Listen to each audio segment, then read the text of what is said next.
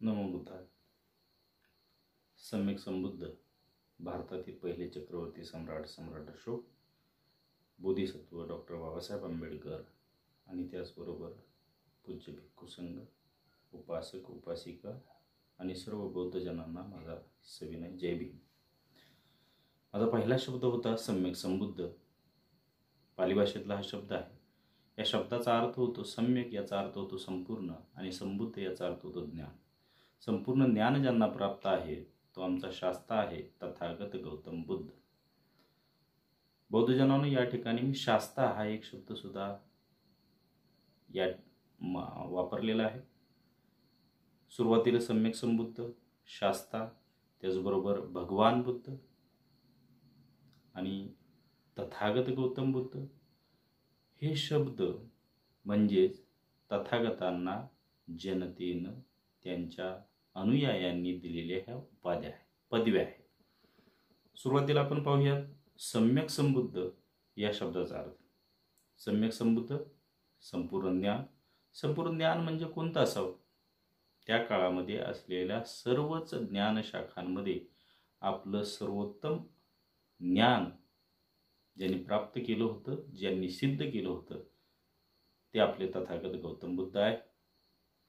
सर्वोत्तम ते या ठिकाणी सर्वोत्तम वैज्ञानिक होते, त्याचबरोबर सर्वोत्तम मानसोपचार तज्ज्ञ होते, सर्वोत्तम गणितज्ञ होते, सर्वोत्तम गुरु होते.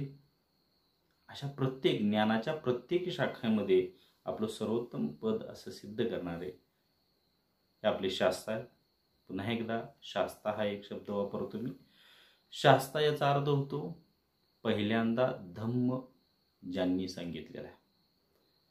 तथागत गौतम बुद्धांनी आपल्याला पहिल्यांदा धम्म सांगितलेला आहे आणि म्हणून जगानं मान्यता दिलेली अशी त्यांची पदवी आहे, शास्ता गौतम बुद्ध. बौद्धजनांना आणखीन एक उपाधी तथागत.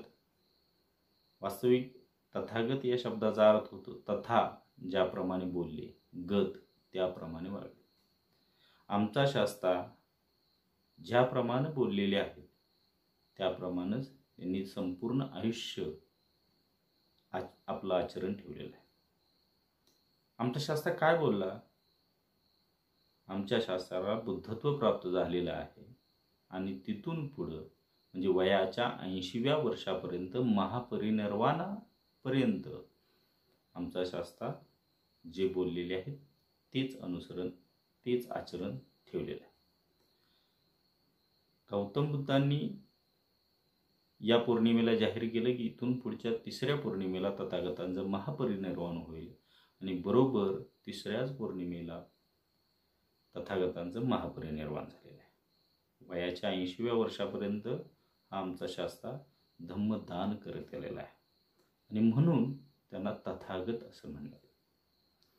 आणखीन एक उपाधी आहे की जी वारंवार महाराष्ट्र असो किंवा हिंदी भाषिक प्रदेशात असू द्या, भारतामध्ये सर्वात जास्त प्रमाणात भगवान बुद्ध म्हणजेच भगवान ही उपाधी तथागतांसाठी वापरली जाते. आता भगवान जी आहे, 2 प्रतिकृती आपल्या डोळ्यासमोर उभ्या राहतात. पहिली आहे की जी आपण लहानपणापासून TV वर पाहिलेली आहे. की समोर आग लावली तर या ठिकाणी एक व्यक्ती अशा हात वर करते, त्या हातामधून पाऊस पडतो आणि समोरची आग विझते. तो आग विझवणारा भगवान आहे का? दुसरं एक उदाहरण घेऊ. समोर एक शत्रू उभा आहे आणि त्या शत्रूला ठार करण्यासाठी इथून एक व्यक्ती आहे, आपल्या धनुष्यबाणातून धनुष्य सोडते आणि त्या धनुष्यातून पुढे जाऊन साप तयार होतो. साप त्या पुढच्या शत्रूला गोल गुंडाळतो, टोळे मारतो आणि त्याला खाली पाडतो. तो बाण मारणारा, तो आग विझवणारा, तो भगवान आहे का? बोधिसत्व डॉक्टर बाबासाहेब आंबेडकरांनी आपल्याला दिलेली भगवान बुद्ध ही प्रतिमा योग्य आहे. कारण तसं पाहिलं तर या ठिकाणी भगवान बुद्ध की ज्यांनी आपल्या आयुष्यामध्ये त्या स्वतःही आणि त्याचबरोबर आपल्या भिक्खू संघालाही कोणताही चमत्कार करण्याची मुभा दिली नव्हती. मग कोणताही चमत्कार न करणारी व्यक्ती ती भगवान आहे का या ठिकाणी लागलेली आग विझवणारी, त्याचबरोबर बाण मारणारी ही व्यक्ती भगवान आहे? तुमचं आणि माझं उत्तर समान असणार आहे. परंतु जो चालीरीतींचा पगडा आहे की जी चमत्कारालाच नमस्कार मिळतो, त्या पद्धतीनं आपण पाहिलं तरी तथागत गौतम बुद्धांनी या आपल्या उभ्या आयुष्यामध्ये कोठेही चमत्कार दिले. बौद्धजनांनो, कोणताही चमत्कार न करता तथागतांनी आपल्या आयुष्यामध्ये असा एक आदर्श जीवन प्रवाह आपल्या समोर ठेवलेला आहे की ज्यालाच आपण धम्म आणि कालांतरांपुढे तो बौद्ध धम्म झाला हा ठेवलेला आहे. आणि म्हणूनच भगवान या शब्दाचा पुन्हा एकदा आपण अर्थ पाहूया. भगवान भग्ग रागो भग्ग दोषो भग्ग मोह.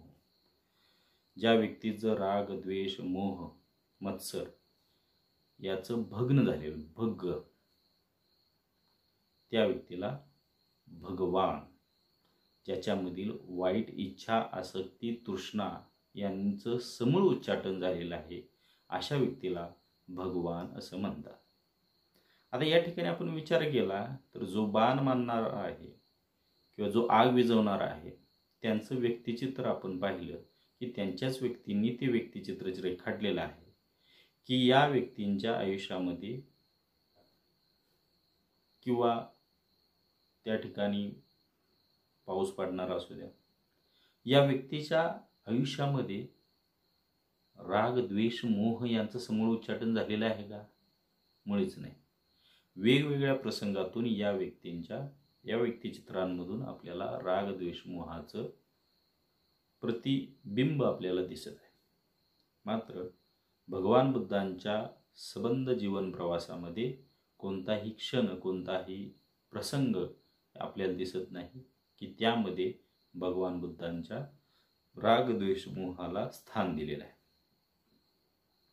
प्रचंड मोठा सैन्याचा हा सेनाप्रमुख, प्रचंड संपत्तीचा हा धनी राजपुत्र सिद्धार्थ गौतम ज्यावेळेस संन्यास घेतोय त्यावेळेस या स्थावर संपत्तीला तो लाथ मारून येतो.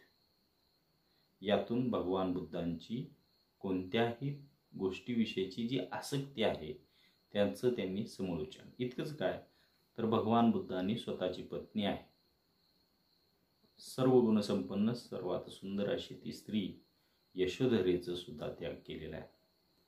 मुलगा राहुल आपण आज विचार करतो की आपलं स्वतःचं आपल्या मुलावर किती प्रेम आहे आणि त्या मुलाचा त्याग करून गौतम बुद्धांनी संन्यास स्वीकारलेला आहे. आणि म्हणूनच आपण त्यांना म्हणू शकतो भग्ग रागो भग्ग दोषो भग्ग मोह. आणि म्हणून भगवान बुद्ध हे एकमेवच भगवान या उपाधीला किंबहुना या पदवीला शोभतात.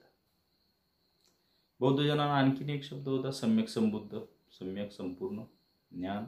संपूर्ण ज्ञान ज्यांना प्राप्त झालेलं आहे ते बुद्ध. आता एक एक आपण विचार करूया की कोणत्या प्रकारचं ज्ञान. भगवान बुद्धांना सर्वोत्तम वैज्ञानिक असं म्हणण्यात येतं. वैज्ञानिक 2500 वर्षापूर्वी शोध लावला असेल का विज्ञानाचा एखादा? तर होय. शोध कोणता लावलेला आहे? प्रत्येक क्षणाला प्रत्येक व्यक्तीच्या शरीरामध्ये हजारो पेशींचा जन्म होतो आणि हजारो पेशींचा मृत्यू होतो.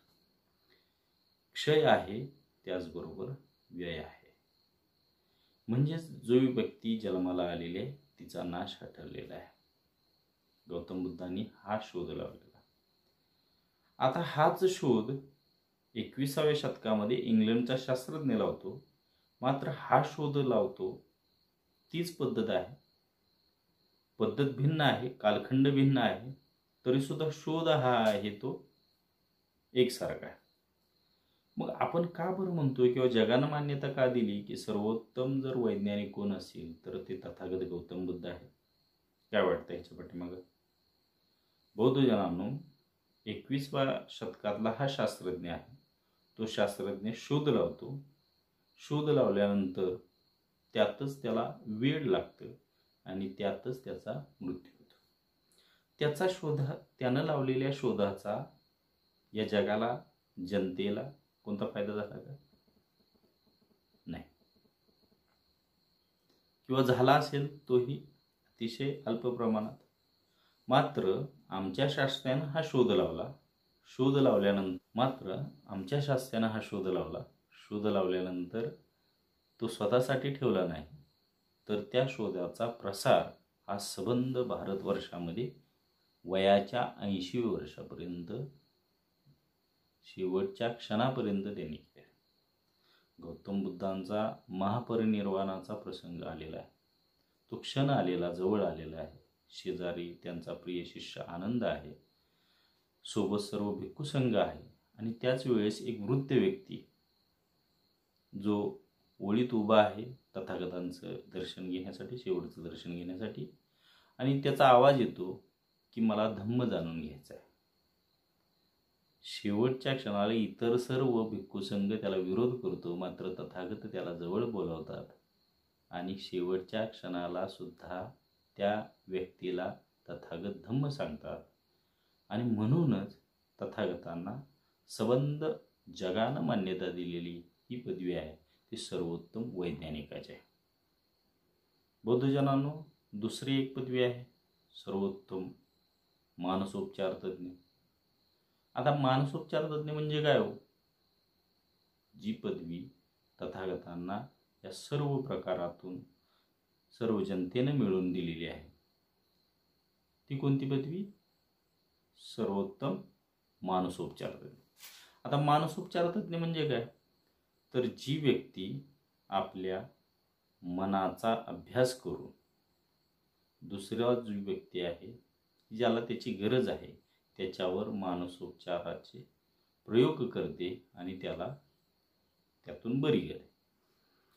आजकाल बऱ्याच ठिकाणी आपल्याला पाहायला भेटतं की मानसोपचार तज्ज्ञांचं या हिप्नॉटिझमचे वेगवेगळे प्रयोग हे जनतेमध्ये केलेले आढळतात. वेगवेगळ्या गावामध्ये, वेगवेगळ्या ठिकाणी हे प्रयोग आपल्याला दिसतात. त्या प्रयोगाला बरीच गर्दी होती. बरीच गर्दी झाल्यानंतर त्या ठिकाणी आपण पाहतो की त्या गर्दीमध्ये कधीही न नाचलेला, कधीही वांग न खाणारा जो व्यक्ती असतो तो व्यक्तीसुद्धा त्या ठिकाणी जातो आणि स्टेजवर त्याला बोलवलं जातं. काही क्षणापुरतं त्याला संमोहित केलं जातं आणि संमोहित झालेली व्यक्ती जी कधी अगोदर नाचलेली नाही ती सर्वांच्या समोर, हजारो व्यक्तींच्या समोर डान्स करते, नाचते. त्याचबरोबर काय होतं, दुसरा एखादा प्रयोग की त्याच्या हातामध्ये वांग दिलेलं असतं आणि त्याला सांगितलेलं असं की हा गोड आंबा आहे, तो तू खा. ते वांग आहे ते सुद्धा तो खातो. हे कशामुळे होत असतं? तर काही कालावधीसाठी त्या व्यक्तीच्या मनाचा ताबा त्या संमोहन तज्ज्ञानं, मानसोपचार तज्ज्ञानं घेतलेला असतो आणि म्हणून या व्यक्तीला ह्या संमोहन तज्ज्ञानं दिलेल्या आज्ञा, त्याचं मन आहे ते मन त्याचं पालन करत असे. हे करत असताना आपण जर या पद्धतीनं पाहिलं तर हे कशामुळं आणि का होतं? बौद्धजनांनो पहा, एखाद्या व्यक्तीच्या मनाचा ताबा घेणं हे फार सोपं आहे, हे घेऊ शकतो. परंतु तुम्हाला काय वाटतं की एखादी व्यक्ती एखाद्या मुख्या प्राण्याच्या मनाचा ताबा घेईल का? शक्य आहे का? तर होय, तथागतांच्या जीवनामध्ये असंख्य जे प्रसंग घडलेले आहेत पैकी 1-2 प्रसंग आपण या ठिकाणी घेऊया. पहिला प्रसंग आहे तथागतांचा भाऊ आहे देवदत्त. हा देवदत्त भाऊ आहे, परंतु कोणत्याही प्रकारे, कोणत्याही अंगानं त्यानं भावासारखं आचरण ठेवलेलं नाही. का? तर त्याच्या मनामध्ये असूया आहे. कोणती असूया? तथागतांना वेगवेगळ्या ठिकाणी गेलो तरी मिळणारा मान सन्मान आहे आणि तो मग मला का मिळत नाही? हा कधी मिळेल? ज्यावेळेस तथागतांचा संपूर्ण मी नाश करेन त्यावेळेस तथागतांच्या या संघाचा प्रमुख पद मला मिळेल आणि मग तथागत जसे ज्या ठिकाणी जातात त्या ठिकाणी त्यांना मिळणारा मान सन्मान किंवा जो संपूर्ण संघ आहे त्याचं प्रमुख पद मिळाल्यानंतर हा भिक्खू संघ मला त्या ठिकाणी काय करेल तर सन्मान देईल. आणि मग या एकाच गोष्टीमुळं हा बधिर झालेला देवदत्त आहे त्यानं उभ्या आयुष्यामध्ये तथागतांना मारण्याचे वेगवेगळे प्रयोग केलेले आहेत. पैकी एक प्रयोग आहे, नालगिरी नावाचा राजाचा हत्ती असतो. हा हत्ती अतिशय प्रचंड मोठा होता, भव्य दिव्य होता, तितकाच तो प्रामाणिकही होता. मात्र देवदत्तानं एक मनामध्ये संकल्पना ठरवली की या नालगिरीला आपण आदल्या रात्री भरपूर मद्य पाजायचंच आहे. आणि मग हा पिसाळलेला जो नालगिरी आहे तथागत ज्या रस्त्यानं उद्या भिक्षा मागण्यासाठी गावामध्ये येतील त्यावेळेस तो हत्ती आपण तिथं घेऊन जायचं आणि तथागतांच्या अंगावर सोडायचं. काय होईल, हत्ती गाली तथागत आपोआप चिरडले जातील आणि याचा फायदा काय होईल तर या भिक्खू संघाचं प्रमुख पद आपल्याला मिळेल, म्हणजे देवदत्ताला मिळेल. या एका विचारातून हा देवदत्त आहे तो आदल्या रात्री नालगिरीला भरपूर असं मद्य पाजतो आणि बरोबर दुसऱ्या दिवशी सकाळी तथागत ज्या रस्त्यानं जाणार असतात त्याच रस्त्यानं या नालगिरीला घेऊन बसतो, वाट पाहत बसतो. अगदी त्याच क्षणाला तथागत आहेत ते भिक्षा मागण्यासाठी या गावामधून प्रत्येक घरोघरी जाणार असतात. त्यासाठी ते निघालेले, सोबत इतरही भिक्खू आहेत, उपासक मंडळी आहेत. समोर हा नालगिरी पिसाळेला चवताळलेला पाहत असतो, त्याचा आवाज फुत्कार सोडलेला असतो, तो उड्या मारत असतो आणि ते पाहून इतर भंते आणि उपासक लोक तथागतांना विनंती करतात, तथागत आमची विनंती आहे, कृपया आपण थोडा वेळ या रस्त्याच्या बाजूला उभं राहूया, हा नालगिरी एकदा तिथून जाऊ द्या, मग आपण पुढच्या मार्गक्रमण करू. तथागत त्या ठिकाणी स्मित हास्य करतात. सर्वोत्तम गुरु आहे. तथागतांची भिक्खू असू द्या, उपासक असू द्या किंवा राजा असू द्या किंवा रंक असू द्या, या प्रत्येकाला शिकवण्याची वेगवेगळ्या व्यक्तीला वेगवेगळी पद्धत ते वापरत आहे. म्हणजे कधी ते स्मित हास्य करतील आणि पुढच्या संदेश देतील, तर कधी एखाद्याला गाथा, एखाद्याला एखाद्याला गोष्ट समजून सांगतील की जेणेकरून त्याच्या मनामध्ये, त्याच्या विचारामध्ये फरक पडणार आहे आणि त्याला तो विचार मनापासून पटेल आणि त्याच्यावर तो अनुसरण करेल. तथागत त्या भंते आणि उपासकांकडे पाहून स्मित हास्य केल्याबरोबर भंते आणि उपासक लोक समजून जातात की तथागत काय बाजूला जाणार नाहीत, आपण बाजूला होईल. तथागत त्या व्यक्तींना भिक्खू सांगायला ठीक आहे, तुम्ही आता, तथागत म्हणतात की तुम्ही आता बाजूला उभे राहा. आणि बघा आता प्रसंग कसा आहे, इतर बनते लोक, उपासक लोक शेजारी उभे, रस्त्याच्या कडेला उभे, नालगिरी आहे तो समोरून धावत पण किंचाळत ओरडत येत आहे आणि आपले तथागत आहेत ते बरोबर रस्त्याच्या मध्यभागी उभे आहे. देवदत्त मनामध्ये विचार करतो, चला आपण जे ठरवलेलं आहे ते आता या ठिकाणी आपल्याला साध्य होणार. नालगिरीच्या पायाखाली तथागत चिरडले जाणार आणि तथागतांचा शेवट होणार. या अशा प्रकारे देवदत्त आहे तो खुश झालेला आहे. त्याचबरोबर तथागत आहे ते शांतपणे त्या ठिकाणी शब्द उभे राहिलेले आहे, हातामध्ये भिक्षापात्र आहे. आणि त्याचबरोबर हा प्रसंग आता काय होणार, ही आता काय पुढं काय होणार, तर हे पाहत असणारे हा जो भिक्खू संघ उपासक लोक आहेत ते समोर उभेच राहिलेले आहेत. कोणाच्याही डोळ्याची पापणी खाली पडत नाही. तथागत शांतपणे उभे आहेत. नालगिरी आहे तो धावत पळत सुटलेला आहे तथागतांच्या बाजूने. कुणाच्याही डोळ्याची पापणी खाली पडेना. नालगिरी आहे तो 8-10 हातांवर आलेला आहे. आता काय होणार, आता काय होणार, प्रत्येकाची उत्सुकता वाढलेली आहे. देवदत्त त्या ठिकाणी खुश झालेला आहे आणि तथागत मात्र स्थित शांत उभे आहे. चवताळून पिसाळून आलेला हा नालगिरी तथागतांच्या समोर 2 हातावर येतो. 2 हातावर आल्याबरोबर या नालगिरीची आणि तथागतांची नजरेला नजर भिडते. नालगिरी आहे तो क्षणात शांत होतो, पुढच्या 2 पायावर खाली बसतो आणि तथागतांना वंदन करतो.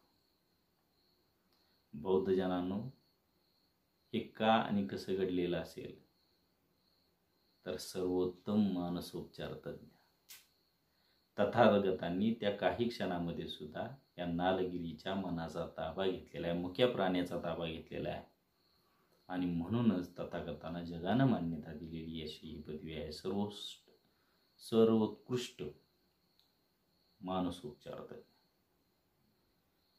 आता हा नालगिरी मुका प्राणी आहे, याच्या मनाचा सुद्धा त्यांनी ताबा घेतलेला आहे.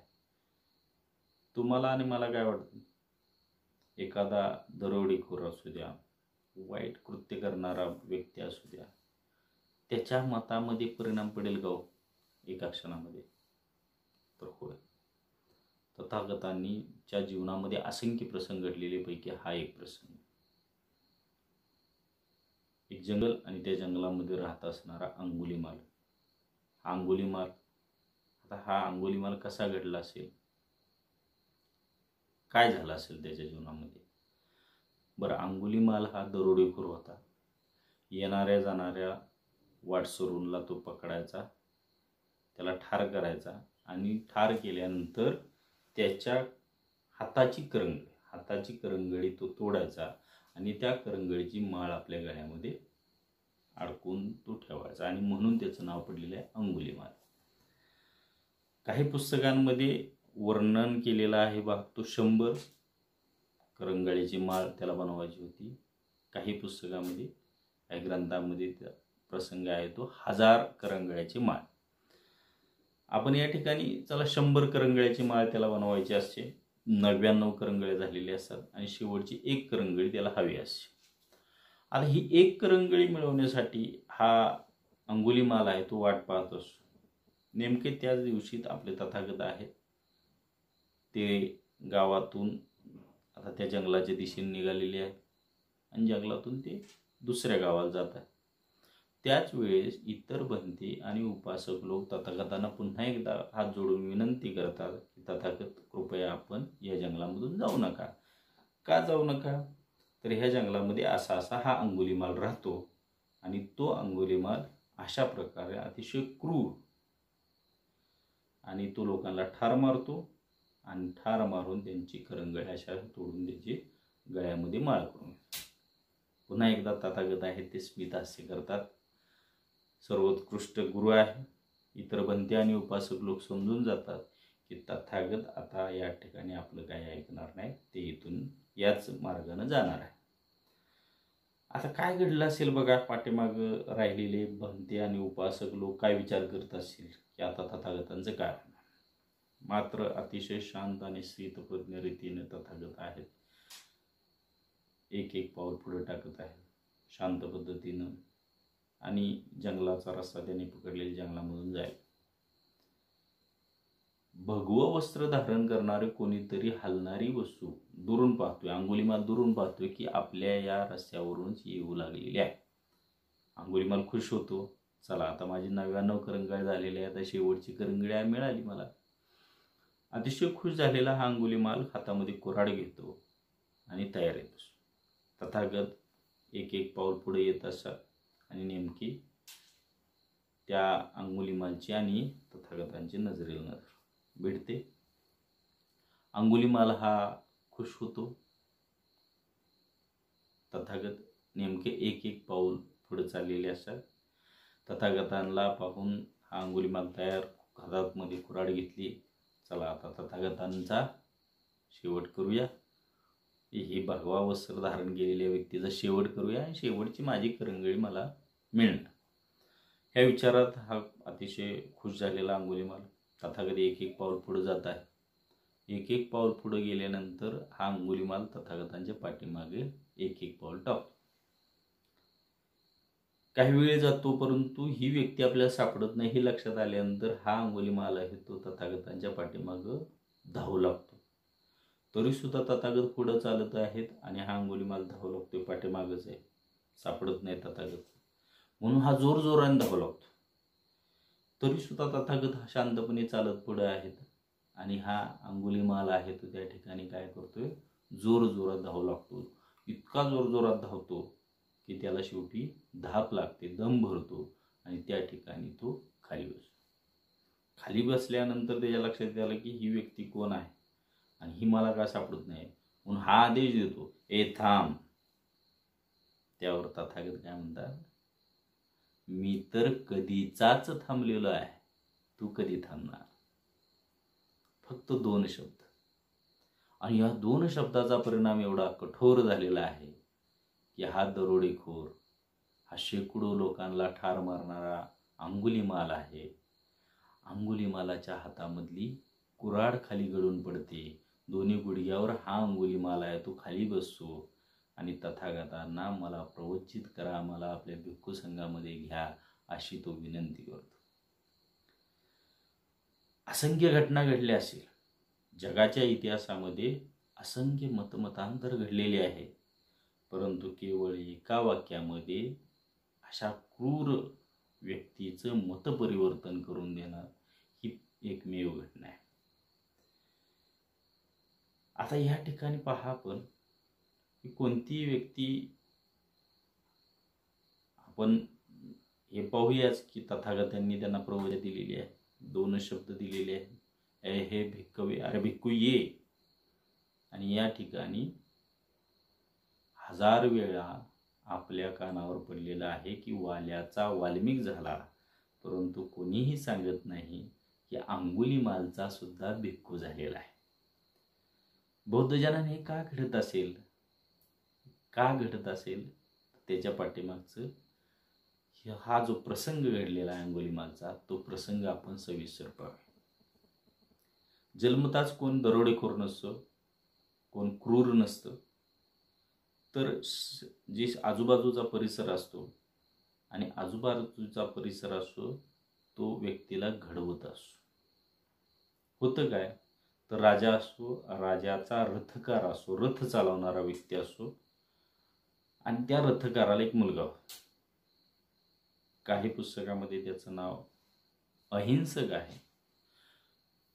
बाबासाहेबांनी लिहिलेल्या पुस्तकामध्ये बुद्ध आणि त्यांचा धम्म या पुस्तकामध्ये अहिंसक नाव हा जो मुलगा आहे, अंगुलीमाल जो पुढं झालेला आहे, त्याचं नाव सुदत्तास.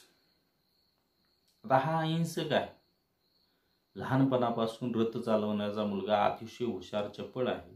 लहानपणापासूनच त्या ठिकाणी तलवारबाजी शिकण्याची त्याची आवड होती, कारण राजपुत्रांकडे तो पाहत होता. त्या काळातली एक परंपरा होती की शिक्षण घ्यायचं ते गुरुच्या घरी राहून, आणि म्हणून राजा आपल्या राजपुत्रांना एका जंगलामध्ये आश्रम, त्या आश्रमामध्ये शिक्षणासाठी पाठवतो.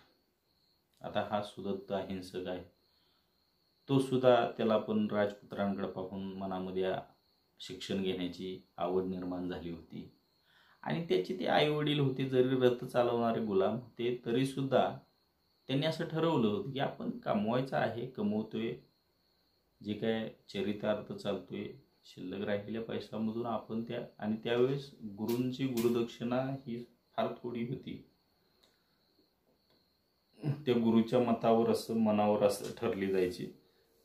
त्यामुळे हे ठरवतात, चला काही झालं आपण काय करायचं, आपल्या ह्या अहिंसकाला आपण राजपुत्र ज्या ठिकाणी शिक्षण घेत आहे त्याच आश्रमामध्ये उच्च शिक्षण म्हणजे चांगले शिक्षण घ्यावं यासाठी आपण ठेवूया. होतं तसंच हा सुद्धा अहिंसक आहे, तो त्या गुरुच्या घरी राहत असतो. लहानपणापासून हुशार चाणाक्ष असलेला हा अहिंसक आहे.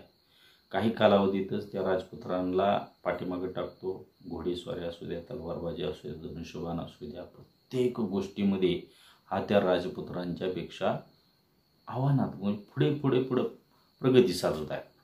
आता यावेळेस पुन्हा एकदा ह्या राजपुत्रांच्या मनामध्ये असूया निर्माण होते.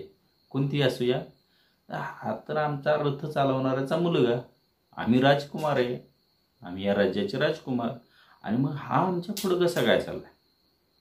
मग ते गुरुचे कान भरतात, बाबा हा आमच्या गुलामाचा मुलगा आहे, तो आमच्या पुढे चालेल, तो आमचा गुरु आहे, तू काय करतोस?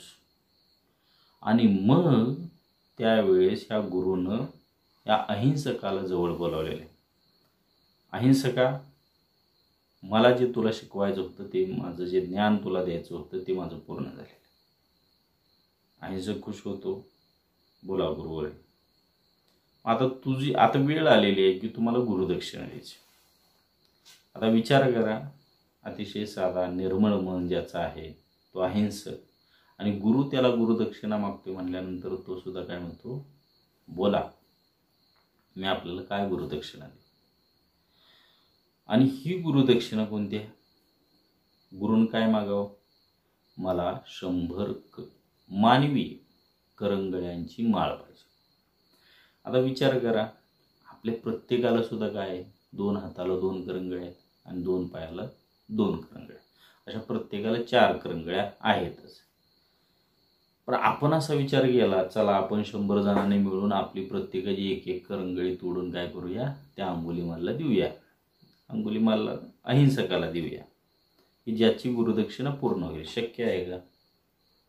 जसं आज आपण विचार करतो की आपल्या शरीराचा एकही भाग आपण तोडून कुणाला देऊ शकत नाही, तसंच त्याही काळामध्ये त्याचे आईवडील सोडले तर गावातील इतर कोणीही व्यक्ती त्याला स्वतःची करंगळी तोडून द्यायला तयार झाला नाही. मग काय घडलं? त्याचं शिक्षण थांबलं आणि हातामध्ये कुऱ्हाड घेऊन हा जंगलात राहू लागला. मग येणाऱ्या जाणाऱ्या वाटसरूला अडवायचं. त्याला सुरुवातीला ह्यानं करंगळी मागितली पण असेल, परंतु कोण देणार आहे? मग तो करंगळी देत नाही म्हणून त्याला तो ठार मारायचा, आणि ठार मारल्यानंतर मग त्याची करंगळी तोडायच्या. अशा 99 करंगळ्याची माळ घातलेला हा अंगुलीमाल, आणि म्हणून त्याचं नाव पडलं अहिंसकावरून तो अंगुलीमाल. बौद्धजनांनो बघा, हा प्रसंग घडलेला आहे. प्रसंगाचा हा पहिला भाग मी तुम्हाला सांगितला. दुसरा भाग जो की अंगुलीमालचा परत एकदा भिक्खू होऊन झालेला आहे, हा दुसरा भाग आहे. पण याच प्रसंगाला एक आणखीन तिसरा भाग आहे. तो तिसरा भाग कोणता? ज्या वेळेस तथागतांकडून प्रवज्य घेतलेला हा भिक्खू आहे अंगुलीमाल, पुन्हा एकदा भिक्खू होतो. आणि मग हा भिक्खू झाल्यानंतर तो गावोगाव भिक्षा मागण्यासाठी त्या ठिकाणी काय झालेला आहे, फिरलो. आता बघा, विचार करा, 99 माणसांना ठार मारून 99 माणसांच्या करंगळ्या अडकवलेला हा अंगुलीमाल त्या गावातल्या लोकांपुढे गेला. त्या गावातल्या कुणाचे जे होते की त्यांची काय होते, कुणाची आई मारलेली आहे, कुणाचा भाऊ मारलेला आहे या अंगुलीमालने, कुणाची बहीण मारलेली आहे, वडील मारलेले, किंवा घरातील कोणती ना कोणती व्यक्तीला त्यानं मारलेलं आहे. आणि त्याच व्यक्तीच्या घरापुढं हा अंगुलीमाल उभा राहतोय आणि भिक्षा मागतोय. काय घडलं असेल? सामान्य नागरिक आहेत, प्रचंड राग आला असेल ह्या व्यक्तीला पाहून, का हाच तो अंगुलीमाल आता भिक्खू झालेला आहे, आता बंदी झालेला आहे, आता चिवर घेतलेला आहे. मग आता काय करावं? ह्या सामान्य लोकांनी त्याला हाकलून दिलेलं आहे. त्याचबरोबर जे दगड होते ते दगडानं त्याला मारून रक्तबंबाळ केलेला आहे. रक्तबंबाळ झालेला हा जो भिक्खू आहे, तो भिक्खू आहे पुन्हा एकदा तथागतांकडे येतो. तथागतांना म्हणतो, तथागत, आपण सांगितलेल्या तर मार्गानं मी या ठिकाणी राहू लागलेलो आहे. जे माझं पूर्वीचं आचरण होतं ते पूर्णतः मी त्याचा त्याग केलेला आहे. जे पूर्वी लोक माझ्या नावाला येत होते तेच लोक आज दगडी घेऊन मला मारू लागलेले आहे. काय झालं असेल? त्यावेळेस तथागत पुन्हा एकदा स्मित हास्य करतात आणि त्या भिक्खू झालेल्या अंगुलीमालाला काय म्हणतात, अरे अंगुलीमाल, जे काय आपण केलेलं आहे त्याचं प्रायश्चित्त आपल्याला इथंच घ्यायचं आहे. दुसरा जन्म नाही, तर याच जन्मामध्ये आपण जे केलेलं आहे त्याचं प्रायश्चित्त आपल्याला मिळणार. म्हणून बौद्ध जनांनो, आपल्याला तथागतांनी त्या काळापासून दिलेली म्हण कुठली असेल तर करावे तसे भरावे, तेही याच जन्मामध्ये. आणि म्हणून आपण हे आपलं आचरण शुद्ध ठेवून आपलं प्रायश्चित्त आपलं संचित आहे ते कशा प्रकारे नीतिमत्तेच्या मार्गाने पुढं जाईल हे आपण पाहिलं पाहिजे. बौद्धजनांनो, सर्वोत्तम मानसोपचार तज्ञ म्हणून आपण तथागतांची माहिती घेतली आणि त्याचबरोबर सुरुवातीला आपण सर्वोत्तम वैज्ञानिक म्हणून पाहिलं, सर्वोत्तम मानसोपचार तज्ञ, सर्वोत्तम गणितज्ञ. आता मला हा एक महत्त्वाचा विषय आहे. बरेच माझे बौद्धजन मित्र आहेत ते म्हणतात, सर गणित हा विषय होता का त्यावेळेस? आकडेमोड शून्याचा शोध हे ते फार अलीकडच्या काळामध्ये चाललेला आहे. आपला तथागतांचा इतिहास आहे तो 2500 वर्षापूर्वीचा. मग कसं काय कधी घडलं असेल? तर या ठिकाणी तथागतांनी सुद्धा आपल्याला गणित शिकवलेलं. आता गणित शिकवलेले आहे, उदाहरणासहित आहे, फक्त भाषा भिन्न, भाषा वेगळी आहे. कोणती भाषा असेल? आता बघा, इयत्ता 6वीच्या गणिताच्या पुस्तकामध्ये आज मी शिक्षक म्हणून शिकवत असताना मी विद्यार्थ्यांना शिकवतो की बेरीज, वजाबाकी, गुणाकार, भागाकार, तसे गुणाकाराचे नियम मी शिकवतो. आता हे नियम म्हणजे काय? तर 2 वेगवेगळी चिन्ह असलेल्या संख्यांचा गुणाकार कसा करावा. म्हणजे एक संख्या धन आहे आणि दुसरी संख्या ऋण आहे. धन गुणिले धन, त्या 2 धन संख्यांचा गुणाकार धन येतो. धन गुणिले ऋण, धन ऋण यांचा गुणाकार ऋण येतो. ऋण गुणिले धन, परत एकदा ऋण धन झालं, यांचा गुणाकार ऋणच येतो. आणि 2 ऋण म्हणजे वजा गुणिले वजा बरोबर अधिक किंवा धनच येतं. तथागतांनी हेच गणित आपल्याला शिकवलं, फार सुंदर आणि साध्या आणि सोप्या भाषेमध्ये शिकवलं. कसं होतं? तथागतांनी आपल्याला सांगितलं की धन म्हणजे मित्र आहे आणि ऋण म्हणजे शत्रू आहे. आता काय होतं? पहिला आपण गणिताचा नियम पाहिला, धन गुणिले धन बरोबर धन. 2 धन म्हणजेच काय? तर मित्र आणि त्याचा मित्र, मित्राचा मित्र तो आपला कोण असणार? मित्रच होतो, म्हणजेच धन होतो. दुसरा नियम आपण पाहिला की मित्र आहे, धन आहे आणि त्याचा शत्रू आहे. आपल्या मित्राचा शत्रू आपला कोण होतो? शत्रूच होणार, कारण तो माझ्या मित्राचा आहे ना. माझा शत्रू काय आणि माझ्या मित्राचा शत्रू काय? तो माझा शत्रू होतो. आता तिसरा गुणधर्म कोणता आहे? वजा ऋण गुणिले धन. ऋण शत्रू, त्या शत्रूचा मित्र माझा कोण होणार आहे? शत्रूच होणार. कुणीही शत्रू असू द्या आणि त्याचा तो मित्र, मित्राचंच ऐकणार, म्हणजे त्या माझ्या शत्रूचंच ऐकणार, माझं कुठं ऐकणार आहे? आणि म्हणून हा जो शत्रू आहे तो शत्रूचा मित्र असू द्या, तो माझा शत्रूच होणार. आणि शेवटी आहे वजा गुणिले वजा बरोबर अधिक होतं किंवा ऋण गुणिले ऋण बरोबर हे धन होतं. आता हे कसं होईल? माझा एक शत्रू आहे, त्या शत्रूचा शत्रू आहे, आपल्या शत्रूचा शत्रू आपला मित्र होणार. कसं होणार? आपण दोघं एकत्र येणार, आपण ते दोघं आहे म्हणजे शत्रूचा शत्रू तो आणि आपण एकत्र येणार. आणि का? तर आपल्या दोघांचा शत्रू एकच आहे. अतिशय सुंदर, अतिशय साध्या, सरळ, सोप्या पद्धतीमध्ये तथागतांनी आपल्याला गणिताचं ज्ञान सुद्धा दिलेलं आहे. म्हणून तथागतांना सर्वश्रेष्ठ गणितज्ञ म्हणतात. विविध उदाहरणं. आणि एक मुद्दा आपण पाहिलं होता की त्या ठिकाणी तथागत आहेत ते सर्वश्रेष्ठ गुरु आहे.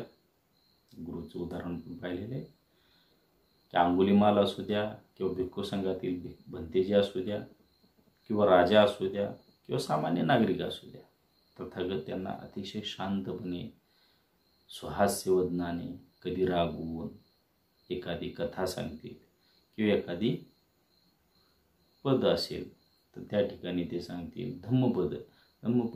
त्या ठिकाणी धम्मपद एखादी गाथा असेल त्याचं विश्लेषण करून सांगतील आणि त्या व्यक्तीला जसं समजेल, जसं आवडेल, जसं रुचेल त्या पद्धतीने तथागत आहेत ते त्या व्यक्तीला सांगायचे. म्हणजे सर्वश्रेष्ठ गुरु आहे. बौद्धजनांनो, गौतम बुद्धांच्या विषयी आपण या ठिकाणी माहिती घेत आहोत. आजच्या पुरती कारण हा विषय बराच मोठा आहे, जेवढा आपण सांगू तेवढं कमीच आहे. आपलं शास्त्र आहे, त्यामुळं इथून पुढं आपण वारंवार भेटणारच आहोत आणि वारंवार भेटू त्यावेळेस तथागतांच्या विषयी माहिती, तथागतांनी दिलेलं धम्म अर्थात त्रिपिटक, हे त्रिपिटकाचे अभिधम्म पिटक, शुद्ध पिटक आणि त्याच्याबरोबर विनय पिटक असे 3 प्रकार. त्या 3 पिटकामध्ये असलेले विविध ग्रंथ आहेत. धम्मपद असेल, पुग्गलपय्यती असेल, वेगवेगळे असंख्य आहेत. महावंश असेल, शासनवंश असेल, असंख्य ग्रंथ आहेत की ह्या ग्रंथामध्ये आपल्याला पाहायला भेटतं प्रचंड मोठ्या स्वरूपात वेगवेगळे ग्रंथ तिथं पाहायला. सुत्त विभंग आहे, खंदक आहेत, परिवार आहे. त्याचबरोबर सुत्त पिटकामध्ये दिग्गनिकाय, मज्जिम निकाय, संयुक्त निकाय, अंगुत्तर निकाय, खुद्दक निकाय, अभिधम्म आणि त्याच्यामध्ये आणखीन इतर वेगवेगळे ग्रंथ आहेत. जसं की धम्मपद हा त्यातलाच एक भाग आहे. थेरीगाथा आहे, थेरगाथा आहेत, विमानवत्व आहेत, जातक कथा आहेत, चर्य पिटक आहे, बुद्धवंश आहे, शासनवंश आहे, महावंश आहे. त्याचबरोबर अभिधम्म पिटकामध्ये धम्मसंगीत आहे, विभंग आहेत, धातू कथा आहेत, पुग्गलपय्यती आहे, कथावत्व आला. त्याचबरोबर पठ्ठाण आहे, यमक आहे. अशा विविध ग्रंथांचं ग्रंथसाहित्य आहे. या ग्रंथसाहित्यावर पाठीमागं मी व्हॉट्सअपला धम्मपद एक पाली भाषा आणि त्याचा अर्थ मराठीमधून लिहून पाठवला. अतिशय माझ्या मित्रांना, उपासक मंडळींना ते फार तो उपक्रम आवडला होता. रोज ते वाट पाहत असायचे, रोज धम्मपद पाठवत मी होतो आणि मला पण खूप आनंद, मला पण बेचैन व्हायचो. मी सकाळी उठल्याबरोबर 2 धम्मपद टाईप करायचो पाली भाषेमध्ये आणि त्याचा मराठीत अर्थ घेत होतो. हा एक उपक्रम मला चांगला वाटला होता, लोकांना तो आवडला होता. म्हणून त्याची आता सविस्तर माहिती आपण घेणार आहोत. म्हणजे प्रत्येक धम्मपदाची आणि त्या धम्मपदाला लागून असलेली त्या काळात प्रसंग जो घडलेला होता तो प्रसंगासहित आपण घेऊया. त्याचबरोबर मी ज्यावेळेस पाली भाषेचं ज्ञान संकलन करत होते, MA ही एक पदवी घेतली आणि त्यामुळं मग माझा पाली भाषेचा अभ्यास सुरू झाला.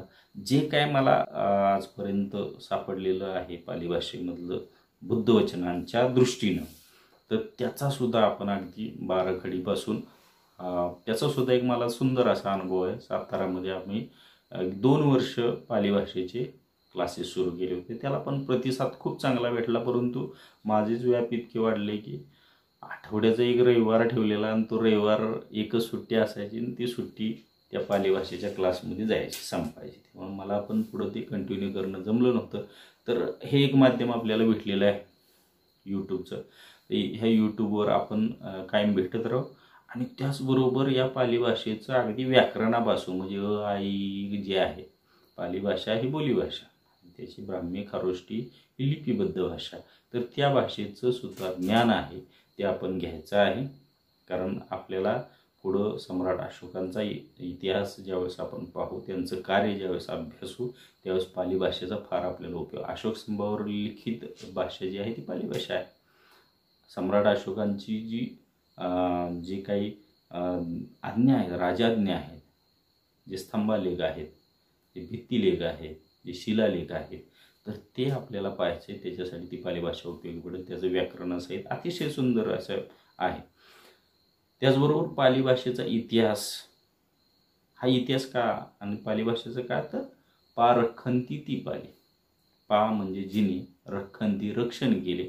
आता एखादी भाषा कशाचं रक्षण करणार, तर पाली भाषा अशी एक सुंदर आणि ओघवती भाषा आहे की त्या भाषेने बुद्धवचनांचं रक्षण केलं. पाली भाषेमध्ये ती होती त्यामुळं तर त्याच्यामध्ये मिक्सिंग करायला जास्त प्रमाणावर दुसऱ्या तथागतांच्या नंतर किंवा नंतरच्या काळामध्ये सुद्धा व्यक्तींना ते जमलं नाही. का जमलं नाही, तर ती पाली भाषेमध्ये संरचित असं, संरक्षित असे ते बुद्धवचन होती.